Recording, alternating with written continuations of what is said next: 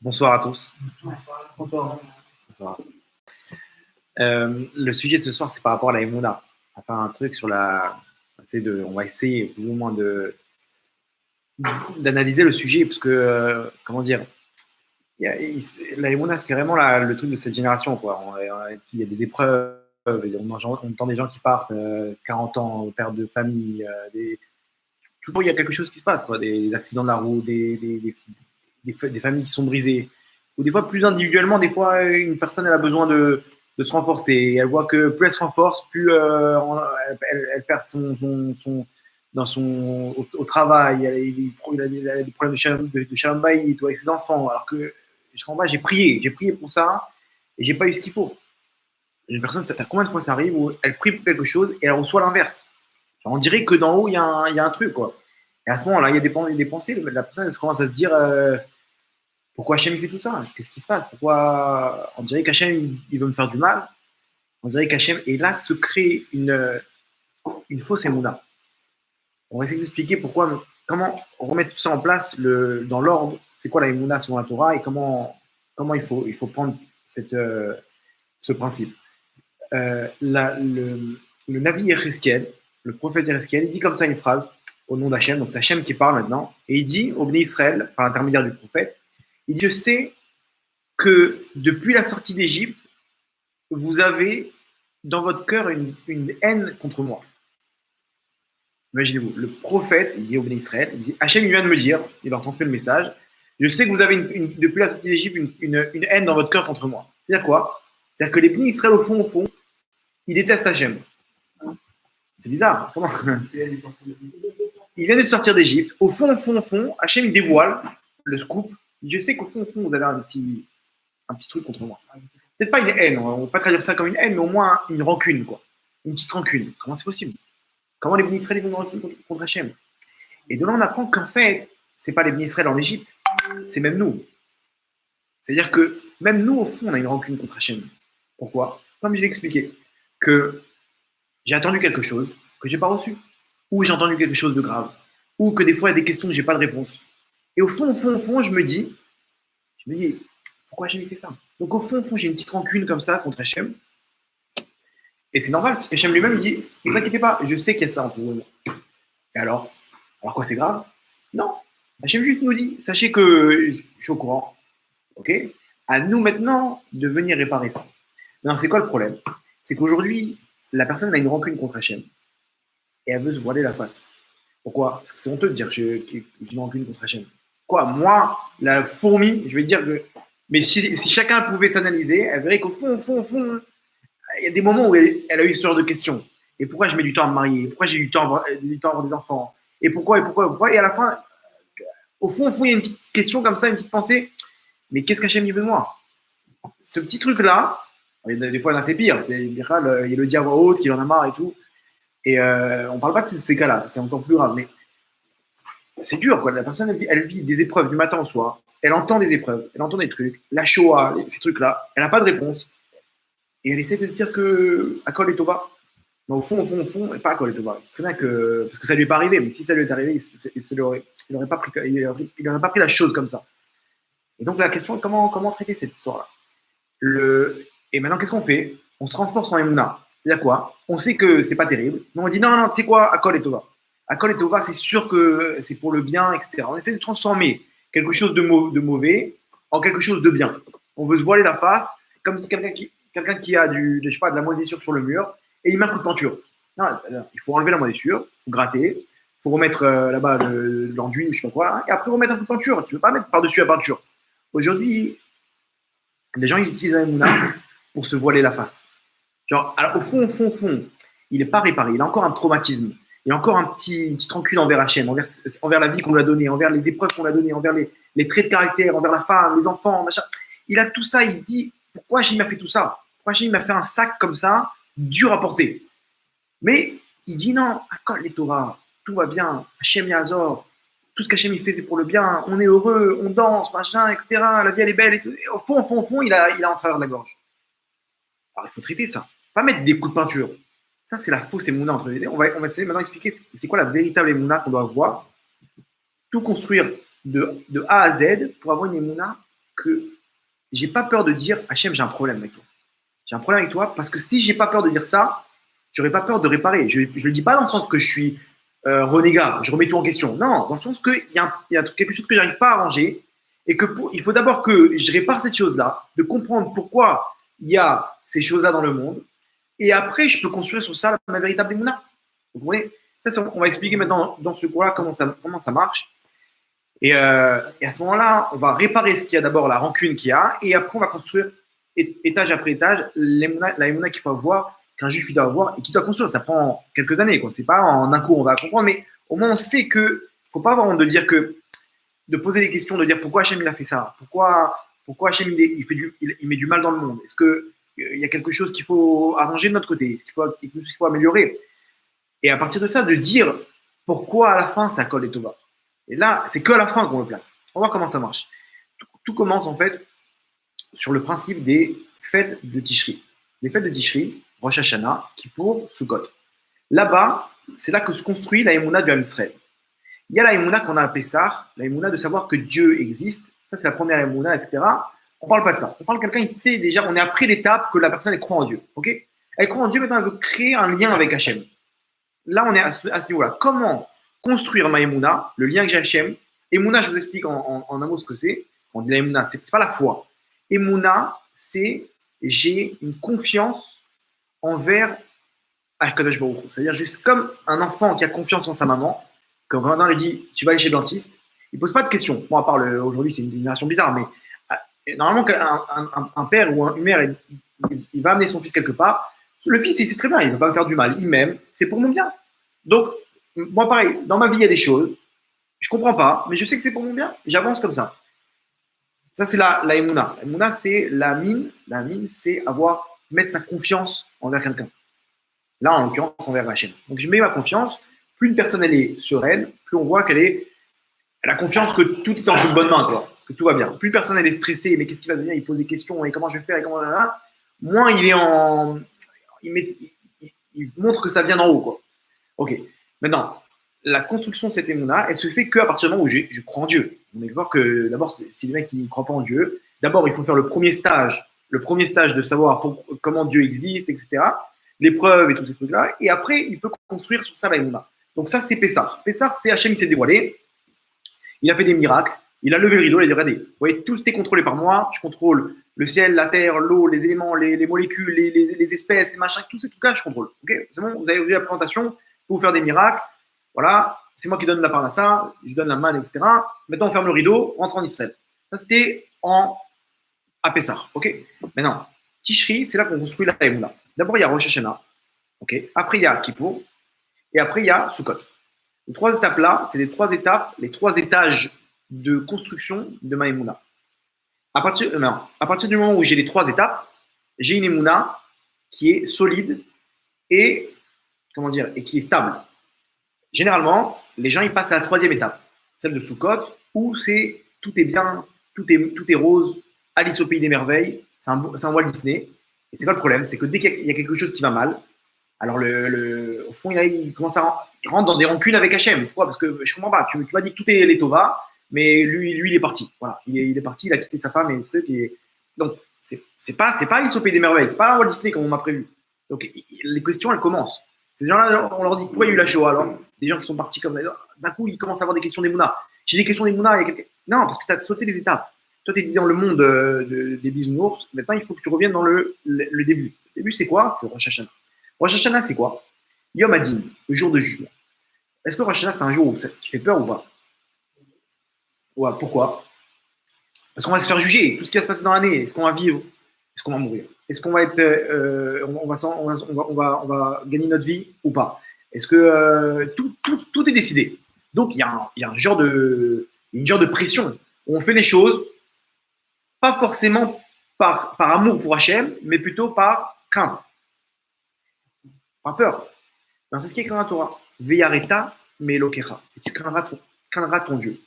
Ça, c'est la première étape. La première étape, c'est de savoir que c'est lui le roi. Et à Rosh Hashanah, ce qu'on fait, on dit Amelech HaKadosh, Amelech HaMishpat, on le fait régner sur ce monde-là, que Hachem, c'est le roi du monde. C'est-à-dire quoi? Le roi, il fait ce qu'il veut. c'est son monde. S'il décide de me faire du bien, même si je mérite pas, il fait ce qu'il veut. Le roi, il décide maintenant de libérer un homme de prison, ok, de le gracier, il n'y a pas de problème. Maintenant, si le roi il décide de faire les pires souffrances à une personne, il a le droit. Il a le droit. C'est son monde. C'est-à-dire qu'ici, on n'est pas pas en train on n'est pas de passage et de dire bon, moi je suis pas d'accord avec les règles. Dans les Pirkei Avot, on dit l'homme il est venu malgré lui, il doit réparer malgré lui et il partira malgré lui. C'est-à-dire qu'on ne pose pas la question à un homme. Tu viens, tu dois faire comme maintenant. Une personne, on ne lui pose pas la question est-ce que tu veux respecter maintenant les lois de la circulation? C'est-à-dire que les feux rouges, etc. Le mec, on ne lui pose pas la question. Il y a des règles, tu ne respectes pas. Tu prends des PV, tu prends des trucs, des prisons, etc. C'est comme ça. Pareil pour ce monde-là. Ce monde-là, on est là, on ne pose pas de questions. Hachem, il fait ce qu'il veut. Il a mis des règles que ça, c'est bien, ça, c'est pas bien, c'est écrit dans la Torah. Et si on respecte les mitzvot, on arrive à ce qu'Hachem il a prévu pour nous. C'est-à-dire quoi? Le Gan Eden est un salaire éternel, ok, dans ce monde-là et dans le monde futur. Et s'il y a des avérotes, alors à ce moment-là, la Torah elle est remplie de punitions. Chayav Karet, Chayav Skila, Chayav Chenek, Chayav Seif, Chayav, comment dire, Mot Yumat, tous ces trucs-là, tous ces punitions qu'il y a dans la Torah. Il n'y a pas deux phrases. La Torah elle est remplie de ça. Et celui qui fait ça, Mot Yumat. Mais Chayav Shabbat, celui qui transgresse Shabbat, Mot Yumat. Chayav Skila, Karet Ikaret. Que des punitions. C'est quoi? Et nous on dit quoi? Voilà la fausse émouna, dire non, mais ça n'existe pas tout ça. Hachem, il est Rahman. Non, ça existe. La première étape, c'est de comprendre qu'Hachem, il y a un juge et un jugement. C'est-à-dire qu'Hachem, maintenant, il fait ce qu'il doit faire. Pourquoi? Pour nous amener au bien qui est quoi? Qui est la Torah. C'est-à-dire quoi? C'est-à-dire que s'il faut punir maintenant, ben, c'est la meilleure des choses qui puisse arriver. S'il faut donner, il faut récompenser cette personne-là, c'est la meilleure des choses. La Torah, c'est le Hémet. Une personne qui fait. Alors, c'est ça le problème, c'est que maintenant, nous, on ne veut pas voir ça. Pourquoi? Parce qu'on veut continuer dans nos avérotes. On n'est pas intéressé, il y a des avérotes, etc. Une personne lui dit ça se trouve d'aller dans une plage mélangée. Il n'a pas envie, il kiffe, il est bien, avec tous ses potes, ses copines, machin, etc. Donc, il va dire quoi? Non, mais ça va. Dieu, il est Rahman. Il est, comment dire? Il est miséricorde, ouais. Il est bon, ça va, il va pas. Hachem, non, tu te trompes. Hachem, c'est un roi, il y a des règles. Ceux qui ne respectent pas les règles, Hachem Yerachem, les punitions, elles partent. C'est-à-dire que tout ce qui se passe dans ce monde-là, c'est le fruit de nos avérotes. Même si c'est un enfant qui est parti, même si Chad Veshalom, c'est quelqu'un, c'est un tzaddik, etc., en d'avoir casé. Il n'y a en aucun cas, ça que Gemara dit, une souffrance sans une avéra. C'est-à-dire qu'il faut comprendre d'abord, en tout premier lieu, on va dire quoi? Mais oui, mais lui, il est un tzaddik. Alors peut-être que ça vient d'une autre vie. Il est venu comme ça, il a une vie, il a fait des avérotes, etc. Hachem, il n'a pas puni. Il a attendu qu'il fasse tchouva, etc. Il est parti de ce monde-là. Hachem, il a remis, il a dit maintenant tu vas faire des mitzvot, mais tu partiras à 40 ans, ou tu partiras à 12 ans, ou tu partiras à 50 ans, ou Shalom, un enfant à toi, ça existe. C'est quoi ça? Lo alenu, c'est des gilboulim d'avant. C'est-à-dire, des fois, il y a des avérotes qu'on ne comprend pas. On se dit, mais attends, mais quel rapport? Les pauvres, on ne sait pas ce qu'il a fait. Tu connais toi l'avérote qu'il a fait? Non. Et oui, mais je le connais. Je sais qu'il n'a pas fait d'avérote. Tu sais dans notre vie ce qu'il a fait? Peut-être que cet homme-là, c'était le pire des rachats. Dans notre vie, Hachem, il a dit, tu vas revenir dans ce monde-là et tu devras partir tôt. Et il a dit, d'accord, marché conclu. Je veux réparer. La seule solution, c'est de partir de la sorte. Tu veux ou pas? Une autre personne, elle doit voir la perte d'un de sa famille, Rabbi Shalom. Pourquoi? L'olem. Parce que la souffrance qu'elle a fait, elle a tué une autre personne dans une autre vie, etc. Maintenant, elle doit voir la souffrance qu'elle a endurée à la famille. Donc, elle doit vivre cette chose-là. Ou des fois, une personne, elle part encore à 40 ans, alors qu'elle aurait dû partir à 20 ans. Et Hachem lui a donné encore 20 ans de vie. Ça, on ne rentre pas dans ces trucs-là. Mais en tout cas, il faut juste se mettre en tête, premièrement, que chaque chose, elle a comment ça s'appelle, sa conséquence. Que ce soit en bien comme en mal. Et on voit ce qui se passe. Malheureusement, il y a du matin au soir, il y a des avérotes que les gens ne font pas attention. Mais quand, par exemple, on parle du Hachonara, Shabbat, on parle de la Tzniout, on parle de ces trucs-là, c'est des choses qui sont, comment dire, la Torah, elle parle de ça, les gens, ils prennent à la légère. Mais après, les gens, ils se disent, ouais, mais pourquoi il est dur quand même, Hachem. 2 secondes, il y a écrit, il y a la circulation, il y a les règles. Tu ne veux pas dire, J'ai reçu un PV alors que je sais pas pourquoi il m'a mis un PV là. Qu'est-ce que tu as fait? Il y a des règles. Tu as dépassé le feu rouge. Tu prends un PV. Maintenant, les gens dans la Torah, c'est pareil. Sauf que les gens, ils veulent pas se dire qu'il y a des avérotes. Et il est dur quand même, Hachem. C'est dur. Comment cette personne-là, elle a des problèmes de santé ou des problèmes d'argent? Ici, il faut savoir qu'il y a des règles. Il faut connaître les règles. À partir du moment où on connaît les règles et qu'on les applique, si on ne connaît pas, c'est autre chose. On va voir, maintenant, la deuxième chose, c'est Kippour. La première étape, elle est dure. La première étape, c'est tout est carré. C'est un peu les règles brutes. La deuxième étape, c'est Kippour. Kippour, on va voir, c'est maintenant, on peut faire tchouva. Même s'il y a des règles, etc., je me dis, OK, tu dois maintenant payer 2000 shekels, paye 1 shekel par mois pendant 2000 mois. Par jour pendant 2000, j'exagère. 1 shekel par jour. Tu peux 1 shekel. Le mec, il fait, il a toujours un shekel, 2 shekels. À la fin, sur 2000 jours, il a remboursé sa dette. Mais la dette, il faut la rembourser. Ça, c'est Rosh Hashanah. Il faut payer, il faut passer à la caisse. Chaque chose qu'on fait, dans le bien comme dans le mal. C'est-à-dire que même le mec, il a fait une mitzvah, quelque chose de bien, il sera récompensé. Même s'il a pensé faire quelque chose de bien et qu'il n'a pas fait, il sera récompensé. Hachem, il va le payer jusqu'au tout ce qu'il doit mériter. Dans le mal, c'est Hachem aussi paye. Maintenant, là-bas, il attend. Hachem, il est plus Rahman. Ça, c'est la deuxième étape, c'est Kippour. En tout cas, il faut savoir qu'il y a des choses. Regardez, on m'a montré une vidéo. Un autiste, comment ça s'appelle, qui était comment ça s'appelle, vous savez, il y a des autistes, ils savent, ils ont une échama très, très, très grande. Genre, ils ont des sens développés et tout. Ils peuvent nous dire tout ce qu'ils étaient dans les anciens Gigoules, dans ce qui se passe dans les mondes d'en haut. Vous vous rappelez Anaël ouais, ils peuvent nous dire des choses du monde d'en haut, etc. Il y avait un autiste comme ça. Il était donc il est venu dans ce monde-là de la sorte. Et là-bas, il arrivait à communiquer avec les mondes d'en haut. Et un jour, ils m'ont posé la question, pourquoi tu es venu dans ce monde-là comme ça? Regardez la réponse qu'il a donnée. Non, il donnait des réponses que personne ne pouvait savoir. C'est sûr qu'il voyait des choses en haut. Il disait, j'étais dans mon ancienne vie, j'étais quelqu'un qui faisait que du lachonara. J'ai un genre de journaliste qui cherchait les ragots, etc. et qui faisait du lachonara du matin au soir. Ma récompense, c'est de venir réparer de la sorte, en étant autiste et rester comme ça à rien faire. Comment ça va être son vidéo d'avant? Alors, ce que j'expliquais avant, que les autistes, ils ont un sens développé, comme ils sont en communication avec leur neshama. Donc, ils savent tout ce qu'ils ont dans leur neshama. Nous, on n'est pas en communication avec notre neshama. Parce qu'on est, comment dire, on n'est pas si kadosh que ça. Un tzaddik, lui, il pourrait rentrer en communication avec sa neshama, parce qu'il est tellement pur qu'il n'y a plus d'écran. Les écrans, c'est les avérotes, quoi. Maintenant, le tzaddik, il arrive à ça, donc il peut savoir ce qui se passe, il peut entendre ce qui se passe dans les mondes d'en haut. C'est pour ça qu'un tzaddik, des fois, il nous dit des trucs sur le passé, sur le futur. Lui, il entend, il arrive à un niveau où il se connecte avec sa neshama, et sa neshama, elle est connectée en haut. Donc maintenant, il sait ce qui se passe en haut. Ok? L'autiste, il a un niveau où il a une sensibilité tellement grande qu'il peut rentrer en communication avec sa neshama et nous dire des choses. Pas tous. Mais comme ils ont les sens qui sont, comment dire, sous-développés, donc ce sens-là de se connecter avec la neshama, il est plus développé. Donc, ils peuvent dire des choses, il y a des autistes comme ça, comme Anaël, etc., qui disaient, ils allaient voir le rabbin Citruc. Il allait constamment chez elle pour avoir des informations, des questions on n'avait pas de réponse. Questions comme ça, est-ce qu'on doit faire l'alia, est-ce que comme si, qu'est-ce qui va se passer?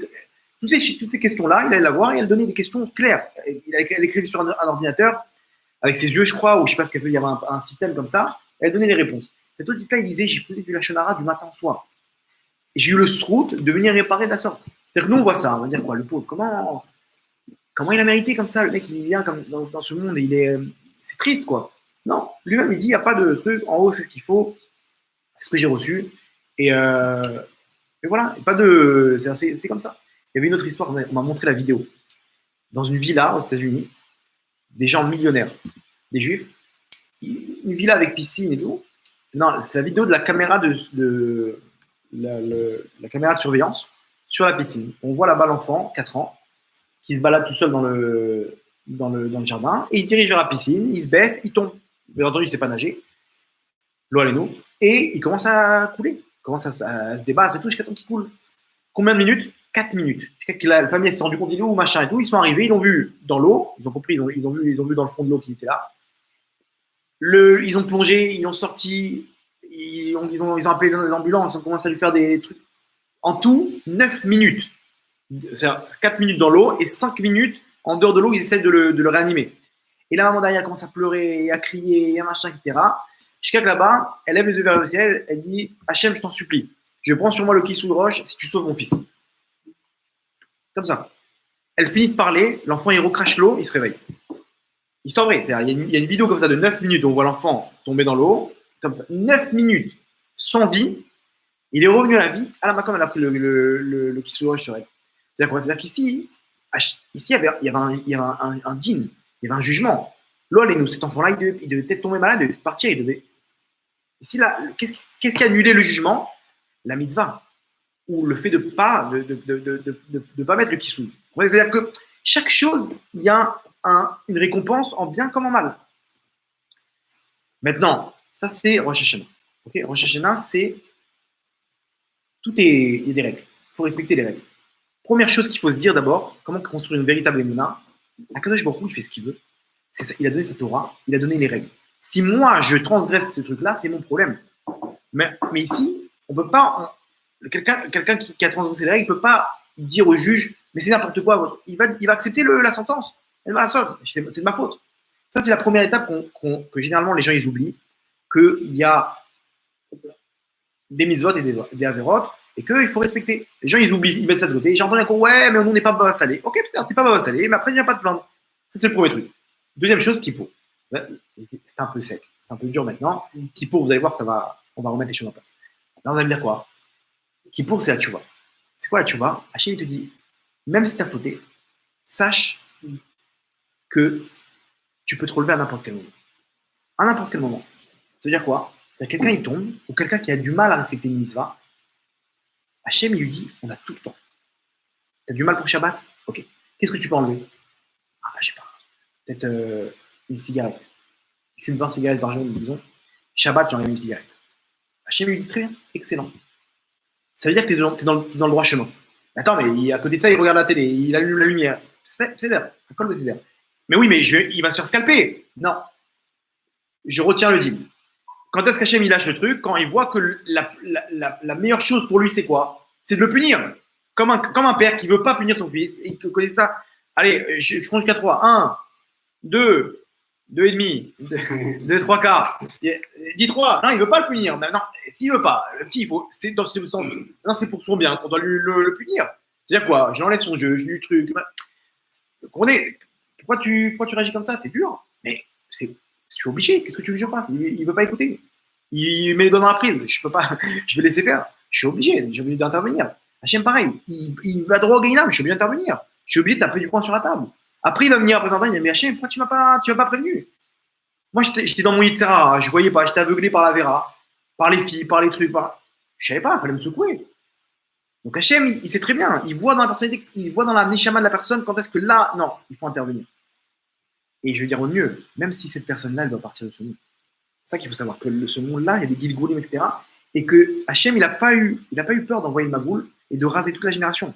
C'est pas grave, repartez, on recommence zéro. Et cette personne-là, elle revient. Même si on voit par rapport au monde futur, même de partir de ce monde-là et de revenir, c'est aussi les Tovas.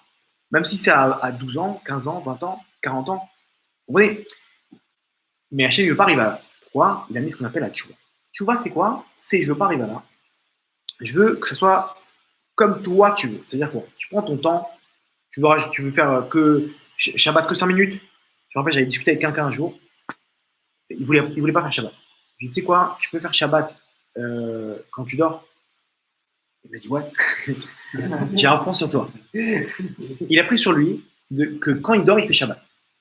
Vous allez me dire, c'est quoi le problème? C'est quoi le truc? Ça sert à rien. Non, dans sa tête, il est déjà sur les rails. Dans sa tête, il s'imagine qu'il commence à faire Shabbat. Et psychologiquement, ça change tout. Parce que ce que le cerveau il s'imagine, le corps réalise. Donc, dans sa tête, il a commencé à changer la case « je ne fais pas Shabbat » en « je fais Shabbat ». Entre parenthèses, n'importe comment, je fais Shabbat. Mais déjà, vous voyez, ça change tout. Et ce mec-là, il fait Shabbat aujourd'hui. Dans sa tête, c'est énorme. C'est une personne, quand elle prend une décision, psychologiquement, ça agit sur son corps. C'est pour ça que des fois, c'est bien de prendre des kabbalot, de prendre sur soi une mitzvah ou de se fixer des objectifs. On fera un cours sur ça peut-être un jour, comment ça marche. Que se fixer des objectifs, c'est la clé de la réussite. Comment une personne, quand elle se fixe l'objectif, Elle se met des petits objectifs, pas allez, je vais monter je vais devenir riche. Non, d'abord la première étape, monter une entreprise, c'est-à-dire trouver la bonne personne, où investir, des petits objectifs. Il s'est fixé, dans sa tête, il n'y a que ça. Il n'y a que ça à réaliser. Son corps, il est prêt à tout pour ça. Mais si c'est balagan, c'est le désordre, son corps, il ne sait pas quoi faire et à la fin, il a la flemme. Il y a trop de choses, etc. Et son corps, il ne veut pas. Mais la règle, elle est comme ça. Parce que le cerveau dessine, le corps réalise. Comme ça. C'est le principe des publicités, en fait. Ils vous mettent des vitrines là-bas. Donc, tu t'imagines comment toi, tu vas être avec cet habit-là. Donc, maintenant, tu veux l'habit. Tu vois une pub de Coca-Cola, comme ça, le truc qui est bien frais et tout. Donc, tu t'imagines, tu vois la scène. Le cerveau, il a dessiné comment toi, tu vas boire la canette. Et donc, maintenant, tu as envie de boire du Coca. C'est le principe des trucs, quoi. Ils utilisent les règles de psychologie, quoi. Maintenant, Hachem, c'est quoi Kippour? Kippour, Hachem, il te dit, on a tout le temps. On a tout le temps, tu prends ton temps, va à ton rythme. Attention, des fois, Hachem, le mec, il stagne, il va aussi le secouer. Mais en tout cas, ici, prends ton temps. Et si je suis tombé, je fais tchouva, pas de problème. Je fais tchouva, à l'écart que tu avances. À l'écart que tu sens, voilà, j'ai fait un peu plus que d'habitude. J'ai pris sur moi 5 minutes de Torah. C'est que moi, j'ai pris, vous me voyez comme ça, de base, j'ai commencé avec 5 minutes de Torah. Tous les matins après la tefila, je prenais le chronomètre, je faisais la chôte de Shmirat Halashon, sur le Lashon. Okay, 5 minutes, je comprenais rien, c'était un supplice, mais je me suis dit, je vais respecter Shkoum. Et de là, après 5 minutes, il y avait un chrono de Torah comme ça, et comme, ah ouais, je suis entré à Yeshiva, et on la suit. Ça commence comme ça, 5 minutes, attends, imaginez-vous, Hachem, s'il n'avait pas eu de patience, je ne serais pas arrivé là où je suis, alors que j'aurais pu le faire, sauf que ça m'a. Vous comprenez? Mais non, il n'y a pas de problème, Hachem te dit, prends ton temps. Hachem lui voit le futur, il voit qu'il y a toujours une porte de secours. Quoi, même une seconde avant de partir, une personne peut faire tu vas, il n'y a pas de problème, il va au Gan Eden. C'est dommage parce qu'il n'aura pas assez de mitzvot là-bas, il n'aura pas réuni ce qu'il faut, toute une vie d'Averot et après tu vas, mais il aura le Gan Eden. Ok, ça c'est Kippour. Donc Kippour, ça nous rassure. Déjà, on se calme, on se dit, ok, Hachem il fait ce qu'il veut, c'est le roi, il y a des règles, je ne peux pas faire ce que je veux, je suis obligé de me battre. Ah, mais c'est dur. T'inquiète pas. Hachem dit longtemps, il y a la carte. Le joker, c'est quoi? Kippour. Kippour, c'est là, tu vas, prends ton temps. Qu'est-ce que tu peux faire pour Hachem en plus? Fais-le. Si tu tombes, fais tchouva. Si tu n'as pas réussi à faire la mitzvah, c'est pas grave. Hachem te dit, il n'y a pas de problème, je suis miséricordieux. C'est-à-dire que d'abord, il y a la gvoura, Hachem, il y a le dîme, le jugement. Il y a les règles. Après, Hachem te dit, ces règles-là, c'est moi qui décide comment tu vas les réaliser. Comme on a expliqué, tu dois payer 2000 shekels, 1 shekel par jour. Une histoire comme ça, un roi qui donne un ordre à respecter. Celui qui ne respectera pas l'ordre, il prendra une pierre d'1 tonne sur la tête. C'est ça, sa peine de mort, c'est une pierre. On va le faire rouler d'1 tonne sur lui. Alors, qui a transgressé l'ordre? Son fils. Alors, il ne sait plus quoi faire. Si j'annule l'ordre, je dis bon, ils vont me dire, ils vont me prendre pour un rigolo. Un roi qui annule un ordre, c'est genre, il ne sait pas ce qu'il fait. Tu perds dans la valeur. Mais si je n'annule pas l'ordre, je vais tuer mon fils. Donc, qu'est-ce que je fais? Il a réfléchi. Il a dit, OK, j'ai dit que j'allais mettre une pierre d'1 tonne, mais de quelle manière? Ça, je n'ai pas dit. Donc, il a ordonné qu'on prenne la pierre et qu'on la moue, qu'on la mette en sable, et qu'on lui envoie sur la tête.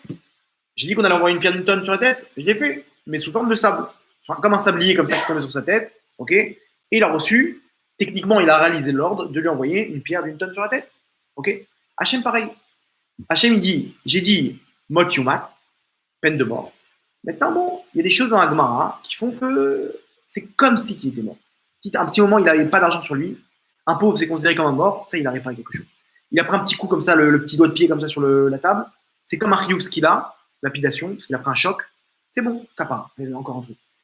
Et Hachem, comme ça, il n'aurait pas les trucs dans la mesure où la personne, elle veut avancer. Dans la mesure où elle ne veut pas avancer, c'est autre chose. Hachem, il est obligé. Il attend. Je crois qu'il est obligé d'intervenir. Donc, il pour déjà, votre Hachem, ça nous rassure. Ça, c'est la deuxième étape de l'Aïmouna. Troisième étape, c'est quoi? C'est Sukkot. Sukkot, c'est quoi?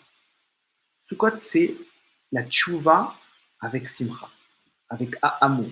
C'est-à-dire maintenant, je fais tchouva, je reviens à Hachem, pas parce que j'ai peur de lui, pas parce que j'ai peur de me faire scalper, mais parce que j'ai de la peine, je sais que je lui ai fait de la peine. Et tellement que je l'aime, je veux pas ça. Je veux faire tchouva, je vais arrêter mes avérotes parce que je veux pas le décevoir. Et ça, c'est Sukkot. Comment on arrive à créer ça? quand une personne, elle voit combien Akadosh Baruch Hu, il fait tout pour le bien. Là, on peut rentrer le tout pour le bien. Comment chaque chose, Hachem, il fait en sorte, Ratzak Akadosh Baruch Hu, les accords avec Israël. C'est-à-dire quoi? Hachem, il veut me faire gagner. Il veut me donner le maximum. Comme un père envers son fils. C'est-à-dire des choses qui n'ont pas l'air bonnes, mais regardez la relation qu'on a, un père avec son fils. L'enfant, il a des mauvaises notes. Le père, il lui enlève sa PlayStation, sa console. Il lui dit, t'as plus jusqu'à la fin de l'année, t'as plus ta console. Non, il voit le petit en train de pleurer, en train de se rouler par terre, en train de crier en tous les sens. Un jour, 2 jours, mais papa, t'es cruel, pourquoi tu me fais ça? Et le père, il a mal au cœur, il dit, je suis obligé. Et le petit, bon, au bout de 3 jours, il a compris qu'il n'y avait rien à faire, il a négocié, il n'y a rien à faire. Il s'est remis au travail, parce que maintenant, il a plus de temps, il est plus concentré sur son travail. Il a remonté ses notes. Il a réussi à passer de classe, alors qu'on ne lui laissait pas de chance. Et là-bas, il est rentré dans le mouvement, etc. Il a commencé à aimer même le travail. Il a commencé à rentrer dans la compétition, les meilleures notes, la meilleure moyenne. Il a vu que son père lui donnait des cadeaux derrière et tout. Hop, il a eu son bac. Il est rentré dans des études. Il a pu avoir un bon métier. Et au Hachem, aujourd'hui, il a une maison, une voiture. Il est bien, il est posé. Maintenant, si on lui pose la question à ce mec, tout ça, tu te rends compte, à cause de la console qu'on t'a enlevée pendant 2 mois, jusqu'à la fin de l'année. Tu trouves toujours que. Tu te rappelles comment tu as crié ce jour-là? Ah ouais, je me rappelle. Maintenant, tu trouves toujours que c'était cruel? Je dis non, j'étais un débile. Pourquoi? Parce que je ne voyais pas le bien. Je voyais que mon kiff. Je voyais que mon bien-être. Mais mon père, il savait, il voyait loin les choses.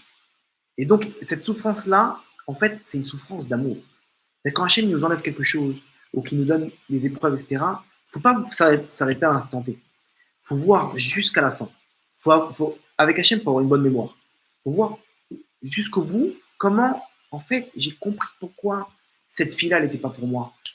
J'ai compris pourquoi je ne devais pas avoir tel travail. J'ai compris.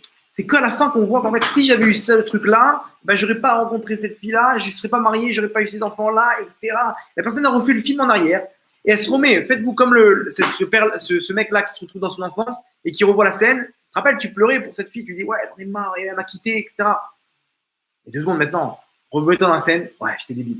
Et pourtant, là-bas, tu avais une petite rancune contre Hachem. Tu te rappelles ou pas? Au fond, si on pouvait prendre un détecteur de mensonges, je suis Terre Hachem, tu m'aurais dit oui, ça serait monté le fait. Il y aurait eu un. Pourquoi? Parce que tu voulais quelque chose, Hachem dit mon fils, c'est pas pour toi. Sache que tout ce que je vais te faire, ça va être toi. Quand est-ce qu'on peut voir ça? À la fin. Si on a le mérite dans ce monde-là, on voit. Si on n'a pas de mérite, on ne verra pas. C'est qu'après, on verra qu'en fait, c'était la meilleure chose pour moi par rapport à ce que je devais avoir comme place dans le Gan Eden, etc. Mais ici, il faut comprendre que tout ce qu'Hachem fait, et c'est ça qu'on gagne à Sukkot, de dire qu'en fait, Hachem, il nous aime et il veut notre bien. Donc, il nous récompense au maximum possible. Il essaie de nous donner la meilleure des choses. Il essaie de nous donner même les mauvaises choses que moi, je vois comme une mauvaise chose. Même ça, en fait, c'était pour mon bien. Et à la fin de tout ça, je peux voir comment Hachem, il est bon. Et là, je peux dire à Kol et Tova. Les gens, ils commencent tout de suite par la troisième étape. À Kol et Tova. Et donc, le mec, il a une rancune contre Hachem. Il sait, Hachem ne lui a pas donné la fille qu'il faut, il ne lui a pas donné la parnassa qu'il faut, et il dit, ouais, de toute façon, Kol et Tova, c'est pas 2 secondes. Déjà, premièrement, je ne dois pas recevoir cette parnassa. Pourquoi? Parce que j'ai des avérotes. C'est mon problème. C'est à moi de faire tchouva maintenant. C'est à moi de venir maintenant dans un coin et réfléchir, qu'est-ce que j'ai fait? Peut-être que j'ai volé, peut-être que j'ai de l'argent à quelqu'un que j'ai emprunté. Donc Hachem, généralement, la punition, c'est par rapport à c'est mesure pour mesure, c'est par rapport au mal que je fais. Donc le mec, il doit s'arrêter et se dire 2 secondes. Maintenant, c'est peut-être que le métier que je fais, il n'est pas honnête. Pourquoi je n'arrive pas à finir avec moi? Peut-être que cet argent-là, il n'est pas bon. Et il commence à réfléchir, il commence à s'enseigner. Il va voir sa femme, il dit bon, on doit de l'argent à quelqu'un. Et oui, le plombier, ça fait je ne sais pas combien de temps, on l'a pas payé. Chaque fois, je t'ai dit. Ben voilà, d'un coup, il se rappelle, d'un coup, il truc. Et il comprend. Et maintenant, première des choses, il ne faut pas se dire Akol et Tova, t'inquiète pas, on va se renforcer. Les problèmes. Non, Habibi, t'as pas compris. Ici, il y a un juge et des règles. S'il y a ça, c'est pas pour rien. On n'est pas au niveau des tzadikim qu'eux, ils ont ça par amour. Parce que Hachem, il voulait leur donner plus de mérite, donc ils prennent la verre du Ham Israël. Bataille qu'on n'est pas à ce niveau-là. Nous, on a chaque cavéra, on doit faire ce qu'on appelle un cheshbon nefesh. De faire maintenant comme une entreprise. Pourquoi maintenant j'ai ce problème-là? Si on ne sait pas, on va voir un rave. Rave, voilà, j'ai tel et tel problème.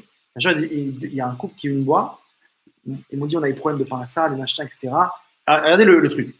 On a de la parnassa, mais ça part directement. moi, tout de suite, j'ai transformé ça dans une phrase de la Gemara qui est Shabbat imekor aberacha. C'est-à-dire quoi? Le Shabbat, c'est la source de la bracha. C'est ce qui tient la bracha. C'est-à-dire quoi? S'il n'y a pas de Shabbat, il y a l'argent, il vient, mais il n'y a pas de keli, il n'y a pas l'ustensile pour tenir la bracha, donc ça tombe. Donc j'ai dit, vous faites Shabbat? Non. Ah ben voilà. Eux, pour eux, il y a un problème de mauvais œil, ou un problème de cette maison elle est hantée, ou cette problème. Non, où t'es parti. Peut-être que toi, tu fais une erreur. À quoi? C'est quoi le problème? Vous faites Shabbat? Non. Ben voilà. D'abord, premièrement, prenez sur vous. Alors attention, là, doucement. Le mec qui travaille Shabbat, essaie d'arrêter. Demande, va voir ton patron déjà. Si tu peux pas, prends un taxi, au moins tu réduis les avérotes. Et après, tu verras que doucement, tu vas ranger. Là, tu es en train de mettre un coup de peinture sur la moisissure. Donc, premièrement, d'abord, il y a un problème. Après, je vois où il sait ce qu'il fait. C'est pas pour rien. Le mec, il fait tchouva. Alors, attends, mais j'arrive pas à faire Shabbat maintenant. Prends ton temps.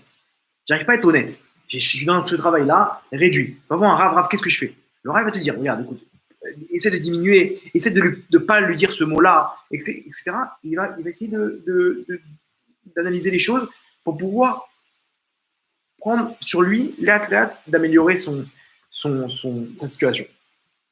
Ça, c'est Kippour, donc c'est Tchouva. Et troisièmement, il va voir combien, quand finalement il a fait Shabbat, il a vu qu'en fait, le travail maintenant il s'est fait renvoyer son travail. Maintenant, il a gagné un nouveau travail qui est encore mieux. Maintenant, il est épanoui, il est bien. J'ai un proche de ma famille, il travaille Shabbat. Il m'a rappelé, il me dit, qu'est-ce que je fais? Je veux faire Shabbat, mais je ne peux pas parler à mon patron, il va me virer. J'ai dit, alors, si tu viens, tu crois quoi? Hachem, c'est son monde. Si tu respectes ces règles-là, tu crois qu'Hachem ne t'a pas mis une solution qui est meilleure que dans laquelle tu te trouves maintenant en ne respectant pas Shabbat? C'est une histoire des Mouna. Si tu as les forces, fonce, tu vas le voir, tu prends ton courage à deux mains, tu dis à Kadosh Baruch Hu, je le fais pour toi, aide-moi à trouver. Il avait peur de se présenter devant son patron. Il m'a appelé une semaine après, il me dit, je lui ai dit, il m'a dit quoi, je ne veux pas te perdre, etc. Il lui a dit, ok, tu ne travailles pas Shabbat. C'est un juif, son patron aussi. Et c'est bon, tu ne travailles pas Shabbat. Maintenant, de fil en aiguille, il a monté lui-même son magasin.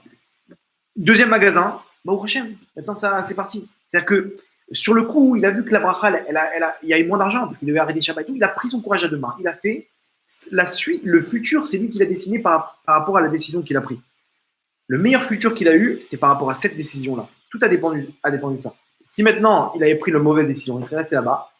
À l'instant T, il aurait gagné beaucoup d'argent, mais au fur et à mesure, il serait retrouvé dans une impasse. 3, 4, 5 ans, 10 ans, 20 ans plus tard peut-être. En tout cas, c'est sûr que nos actes, au bout d'un moment, Hachem dit stop. Ça remplit le bout. Ça commence à remplir comment s'appelle, le keli, l'ustensile. Donc maintenant, ça déborde. Ça, c'est au niveau de Kippour, la tchouva. Hachem dit prends ton temps, fais tchouva.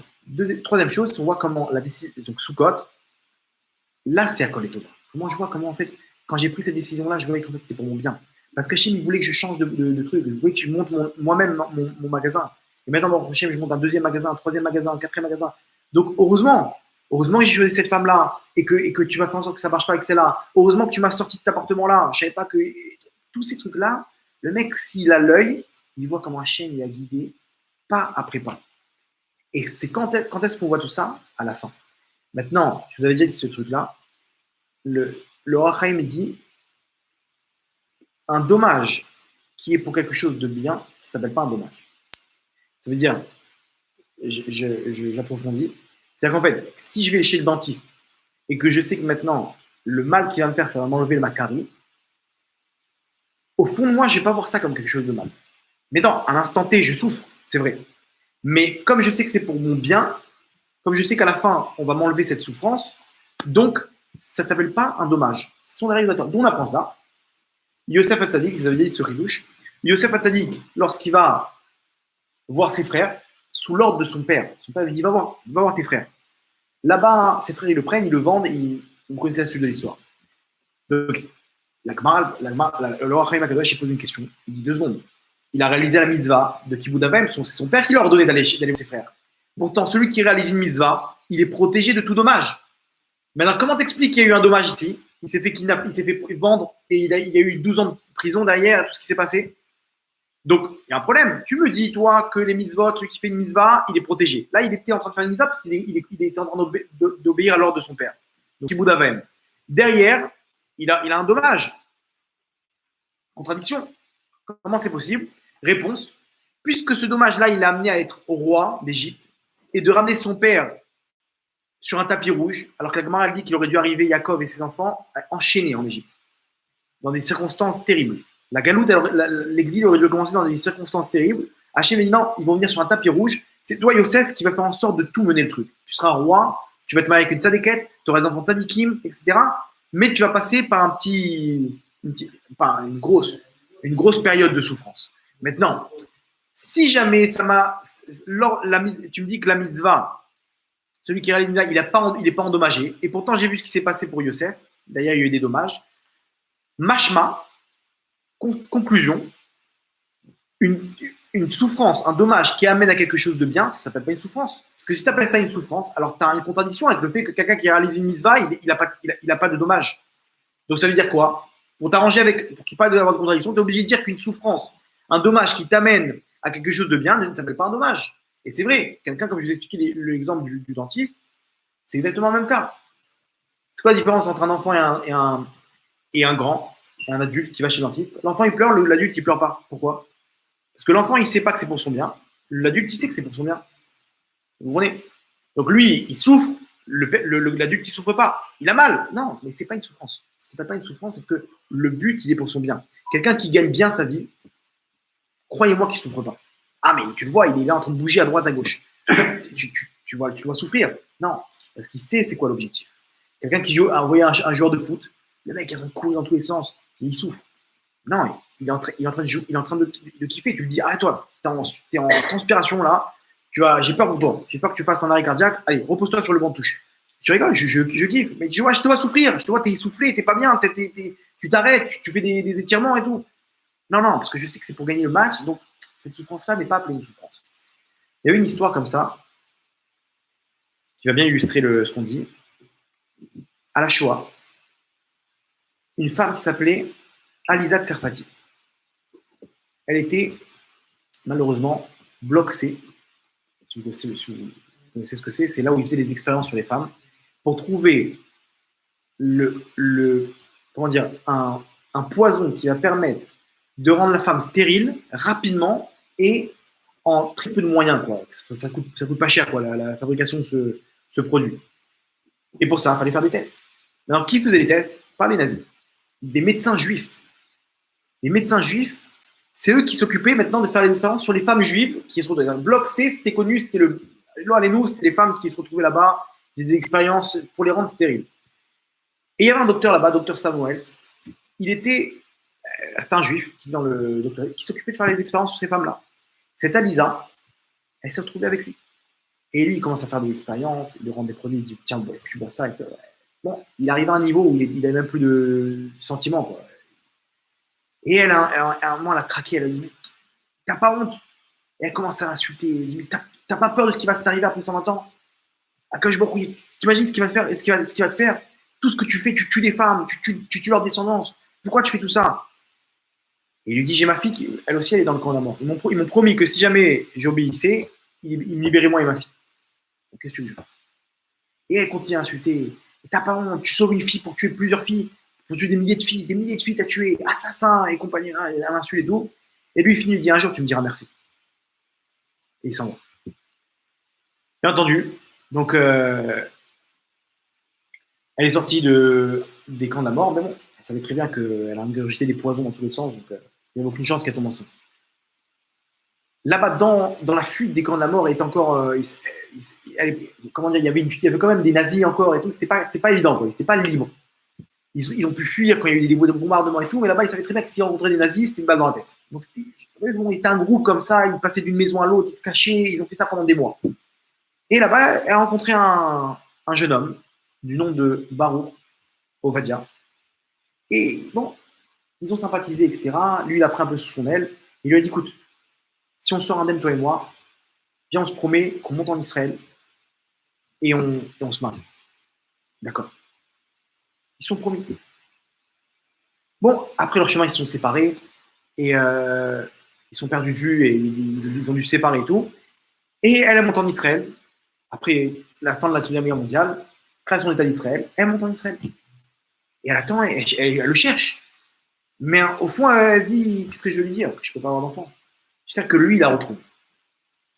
Et un jour, il tape à sa porte, il dit, Alisa, c'est moi. Là. Elle ouvre la porte, ils sont contents de se voir et tout. Et il lui dit, tu te rappelles de la promesse qu'on s'est fait?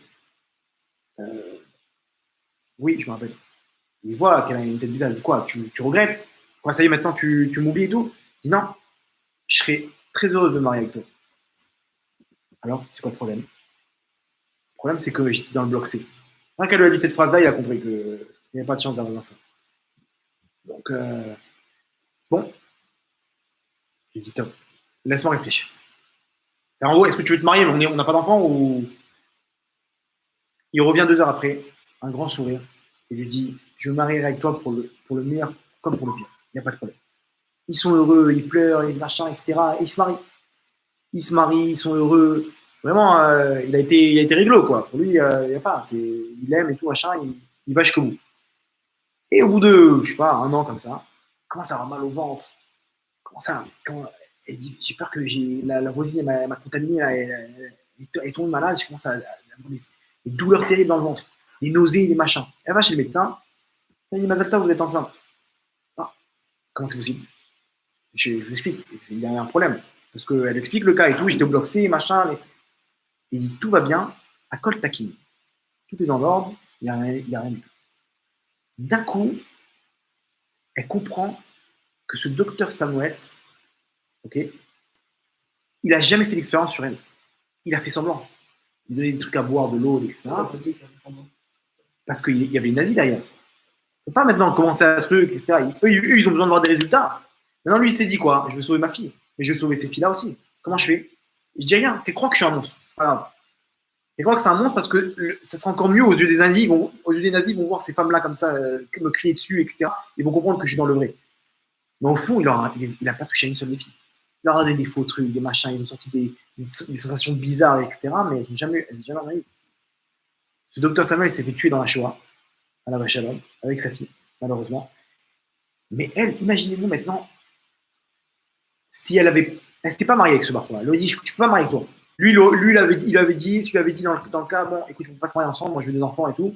Et elle serait restée comme ça, toute sa vie, célibataire. Elle serait arrivée après 120 ans au Gan Eden. Elle aurait vu au Gan Eden, ce docteur Samuel. Quoi? Hachem, c'est injuste, c'est ce qu'il a fait, c'est à cause de lui. Mais non, mais il n'a rien fait. Maintenant, je pose la question. À partir de quand elle a commencé à voir la haine qu'elle avait pour ce docteur Samuels, elle est passée en amour pour lui. Quand elle tombe enceinte, elle a compris qu'en fait, tout ça, c'était les Tova. Vous avez compris? Elle a compris en fait qu'il ne m'a pas fait du mal, il m'a sauvé la vie. Et heureusement qu'il a fait ça, parce que sans ça, les nazis m'auraient tué. J'aurais fini comme tous les autres. À partir du moment où je suis un cobaye, donc ils me gardent en vie, ils ont besoin de moi. Donc d'un coup, jusqu'à présent, ce docteur Samuels, elle aurait rencontré dans la rue, elle aurait craché au visage. Maintenant, elle veut lui dire merci. C'est ce qu'il a dit à la fin. Il dit, un jour, tu me diras merci. Vous ne pouvez pas lui dire que c'était du trucage, des trucages. Un jour, tu me diras merci. Et là, maintenant, elle se rend compte, elle dit, ouais, Allah va shalom, c'était un tzaddik. Maintenant, Hachem, c'est exactement pareil. Hachem, quand est-ce que c'est considéré comme un dommage? Quand c'est pas pour le bien. Mais chaque chose dans ce monde-là, à la fin, on verra, soit dans ce monde-là, on comprendra, soit après 120 ans, à partir du moment où la personne elle va sortir de son corps, elle va voir en haut tout, pourquoi Hachem il a fait tout ça, d'un coup, tout va se transformer. Tout va se transformer. Il va dire, mince, mais comment j'ai pas eu confiance en toi? Comment en fait, tu faisais tout pour mon bien. Tu voulais me faire réparer ma Avera que moi-même, je t'ai supplié de m'envoyer sur Terre pour la réparer. J'étais déçu dans ce monde-là. Je t'ai supplié, renvoie-moi dans ce monde-là et tu ne bouges pas. Dès que tu vois que je transgresse avec une fille ou avec que je vole, etc., tu me massacres. Je veux pas retourner avec cette Avera dans le Gan Eden. Aide-moi, Hachem. Et en fait, tu faisais tout pour mon bien et moi, je me suis tout le temps battu pour pas voir le Hémet, pour pas voir la vérité. Et voilà, maintenant, je suis là en train de regretter. Imaginez-vous d'un coup toute la haine que j'avais contre Hachem. On va voir qu'en fait, il a fait tout pour mon bien. Et à ce moment-là, si une personne elle a eu la Emouna, elle va arriver à comprendre tout le film, de A à Z. Nous, on est en plein milieu du film. Et là, on va dire, ouais, j'ai compris. Maintenant, en fait, Et ben, tous les souffrances qu'on a eues dans ce monde-là, elles vont disparaître en un instant. Ma femme m'a raconté une histoire. Une copinette, pendant des années, elle n'arrivait pas à avoir d'enfant. 7, 8 ans, 9 ans, je ne sais pas combien. Elle lui a dit, quand j'ai eu, elle est tombée enceinte, elle a eu des enfants.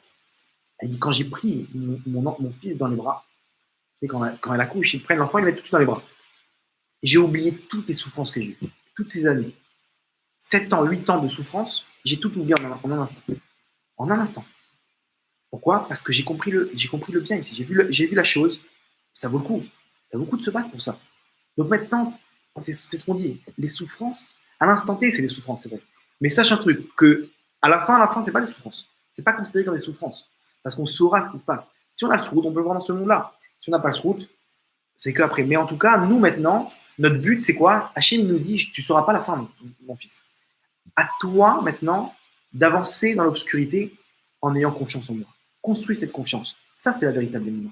La véritable émouna, c'est de dire qu'à Kol, tout est contrôlé au millimètre près. Il n'y a rien au hasard. Avec ça, on a tout notre temps. Hachem, c'est pas un bourreau. Il n'y a pas de cruauté. Hachem prend le temps qu'il faut, etc. Mais sache un truc que Akol est Tova. Là, on peut le placer, le Akol est Tova. Ah, mais si je vois pas la suite, comment je vais. Donc, c'est-à-dire, si je vois pas la suite, donc je souffre maintenant à l'instant T, comme on a expliqué le principe. Non, à toi de te rentrer bien dans tes veines et dans ta tête que c'est bien ce qu'il fait Hachem. Et ça, c'est la différence entre Gamzo Letova et Akol Letova. Rabbi Akiva, il disait quoi? Tout ce qu'Hachem il fait, c'est Letova. Ish Gamzo, son maître, il disait Gamzo Letova. C'est quoi la différence entre les deux? Pareil, non? Gamzo Letova, ça aussi, c'est pour le bien. Ok. Et Akol Letova, c'est quoi? Voilà. Rabbi Akiva, il dit quoi? Akol Letova, c'est-à-dire qu'à la fin, c'est les Tova. Là, tout de suite, c'est pas bien. À la fin, ça sera bien. Donc, c'est bon. Viens, on avance. On baisse la tête. Il y a des vagues, il faut baisser la tête. Pas se confronter. On baisse la tête, on avance. Et à la fin, on comprendra qu'en fait, c'était pour le bien, donc tout va s'annuler. Toutes les souffrances vont s'annuler. Ça, c'est Rabbi Akiva. Son maître est encore plus fort. Il dit non, Gamzo et Tova, même cette souffrance-là, je la vois comme du bien. À l'instant T, je la vois comme du bien. Il ne se dit pas que maintenant c'est mal et qu'à la fin, ça va se transformer en bien, rétroactivement. Maintenant, c'est bien. Il arrive à un niveau où il ne voyait pas le mal. Il voyait le bien à travers le mal. C'est énorme. Gamzo, même ça, cette chose-là, elle est bien. Ça, c'était la force de truc. Maintenant, une fois qu'on a ça, on a construit la véritable émouna. Et à ce moment-là, chaque chose qui se passe dans ce monde-là, une personne, elle est sereine. Elle sait déjà, il n'y a pas d'encul contre Hachem. Hachem, il sait ce qu'il fait. Et le problème, c'est on saute les étapes. Tout de suite, on dit Akol et Tova, alors que le mec, au fond, il dit pourquoi Hachem, tu m'as fait ça? Il n'est pas bien. Il dit pourquoi tu me fais ça, Hachem? J'ai tellement prié, j'ai tellement voulu cette chose-là, pourquoi tu m'as enlevé? Non, 2 secondes. Hachem, il fait ce qu'il veut. Si tu as enlevé cette chose-là, c'est qu'il y a des raisons. Si Moshe Rabbeinu n'est pas rentré en Israël, c'est qu'il y a des raisons. Il arrête de prier. Ouais, mais pourquoi? Il n'a pas posé de question, Moshe Rabbeinu. Il a baissé la tête, il a dit Enbaya. C'est pour mon bien, il n'y a pas de problème. Donc, d'abord la hiera, la crainte. Après, que je il rajoute la rachamim, la bonté. Et après, il y a l'amour. C'est comme ça que ça, c'est la véritable émouna, c'est comme ça qu'on va construire. S'il n'y a que de la crainte, le mec, c'est un malade mental. Il est tout le temps comme un robot. Waouh, Hachem, il punit. Non, t'as rien compris. S'il n'y a que de l'amour, il n'y a rien. Pourquoi? Parce que le mec, il est dans le folklore. Toute la journée, ouais, Hachem, il est bon, il est vraiment. Alors, comment t'expliques à chaud alors? Je sais pas. Non, en fait, c'est qu'en fait, c'était pas là vraiment. C'était peut-être un rêve. Tu peux pas. Tu t'expliques. Comment t'expliques qu'il y a des gens qui partent. La véritable émouna, c'est quoi? C'est la crainte. Donc, le Rosh Hashanah qui pour Sukkot. Et à la fin d'arriver à l'amour. Et pas sauter les étapes. Et chaque épreuve qui nous arrive dans ce monde-là, quand on les prend comme ça, cette épreuve-là, elle vient dans un endroit qui est bien, qui est construit. Et la personne, elle peut ne pas avoir de questions, ne pas avoir de rancune contre Hachem. Pourquoi? Parce que elle est sereine. Et elle reste sereine. Vous voyez les tzadikim, comment ils sont? Tout le temps sereins. Tu annonces une mauvaise nouvelle, bah, vous avez une tu annonces une bonne nouvelle, il n'y a pas de. Pour eux, tout est à sa place. Hachem sait ce qu'il fait. Ils ont la émouna qu'il faut. La émouna, elle vient d'un endroit qui est émet ve'émouna. Il n'y a pas de. C'est ça le principe. Et donc, c'est ce qu'on voit. Aujourd'hui, il y a plusieurs types de personnes comme ils prennent la émouna. Ça, c'est la théorie. Dans une du Raffinger. La théorie de la carotte, de l'œuf et du café. Il n'y a qu'un rapport avec la émouna. J'explique. Ces 3 aliments, quand on les confronte à de l'eau brûlante, l'eau chaude, les 3, ils ont une réaction différente. La carotte, dans de l'eau chaude, qu'est-ce qui se passe? Elle s'affaiblit, elle se raffermit, elle se ramollit. On peut avec une cuillère l'écraser comme on veut. L'œuf, quand tu mets dans l'eau chaude, qu'est-ce qui se passe? Il durcit. Et le café, quand tu mets dans l'eau chaude, qu'est-ce qui se passe? Voilà, il se rallie à l'eau, il se mélange à l'eau et son arôme, il se diffuse, il s'améliore. Ça sent bon.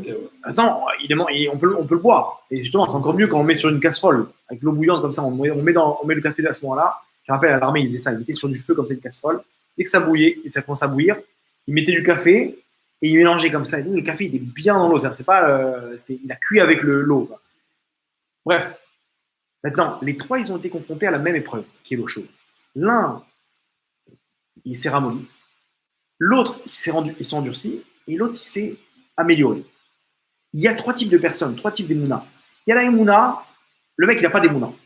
Première épreuve, carotte. Il s'est fait carotter. Il est déprimé pendant 3 semaines parce qu'il n'a pas reçu de parnassa. Ouais. Il en a marre, il veut tout arrêter, il a jeté sa kippa, machin. Ça, c'est la carotte. L'œuf, c'est quoi? C'est la personne qui va se dire les épreuves, elles sont là, elles l'ont endurci. Maintenant, c'est devenu un robot. Il est là, il n'y a pas les mitzvot, c'est les mitzvot. Il devient dur comme ça. C'est tout est. Il faut éviter de se faire scalper. Il n'y a pas de truc. Shabbat, c'est Shabbat. Il devient dur comme l'œuf. Il s'est endurci. L'épreuve, elle a endurci. Il a compris que ce monde-là, c'est pas une rigolade. Si on fait des bêtises, on se fait défoncer. Donc, il n'y a pas une mitzvah, c'est une mitzvah, une avera, c'est une avera. C'est un bulldozer, le mec. L'épreuve, elle a endurci. Et le troisième, c'est le café. Le café, c'est exactement ce qu'on a raconté. C'est nous, c'est la véritable émouna. C'est quoi? C'est le mec, il vit une épreuve et il garde la simra. Pourquoi? Le col est cédère, le col est tova. Tout va bien, Hachem, c'est ce qu'il fait. Ah oui, comment tu réagis quand tu entends un mec qui est parti à 41 ans, il a laissé sa femme et ses enfants? Il est mort, il est parti de ce monde-là. Comment tu réagis avec cette épreuve? Comment tu réagis avec le café? Comment il réagit maintenant? Il veut dire quoi? Il veut dire, et moi, j'ai la possibilité maintenant de rentrer chez moi et d'enlacer mes enfants et ma femme et de profiter maintenant de bombarder le maximum, de profiter avec eux parce qu'il y a des familles, malheureusement, qui ont été séparées, qui ont été détruites, etc. Et que, justement, je dois me dire que maintenant, je ne dois pas me plaindre sur les petites choses. Parce qu'il y a des gens, ils ont perdu beaucoup. Moi, je me plains parce que j'ai pas assez de rangement dans ma maison ou parce que j'ai pas de la voiture qu'il faut. Je suis un fou. Quand on entend ça, le mec, il doit maintenant, ça doit être un tremplin pour la vie. Il doit prendre la vie maintenant à pleines dents parce qu'il voit que la vie elle peut s'arrêter à n'importe quel moment. Donc maintenant, il n'y a pas, je prends mes enfants, il y a la simra, on ne perd pas une seule seconde. Chavala Lazman, on avance, etc. Ça, c'est le café. Il prend les épreuves et les épreuves, elles le rendent meilleur. Et ça, c'est ce qu'on explique. L'autre, il est là, une petite carotte. L'autre, c'est l'œuf. Nous, ce qu'on a expliqué maintenant, ça a le but de nous rendre des cafés. D'arriver à surmonter les épreuves, etc. Si le mec, la personne a du mal, alors il va voir un rave. Rave, comment on fait? J'ai du mal à. Le rave, il lui donne la bonne chose, la bonne phrase, de lui montrer le verre à moitié rempli plutôt que de voir le verre à moitié vide. Et à ce moment-là, il avance et on arrive dans une émouna qui est saine. Le mec, il est serein et il est plein de simra. Donc, Hachem Ezakenu, qu'on puisse voir les bonnes choses au bon moment et qu'on puisse se remplir de simra avec la vraie émouna. Amen.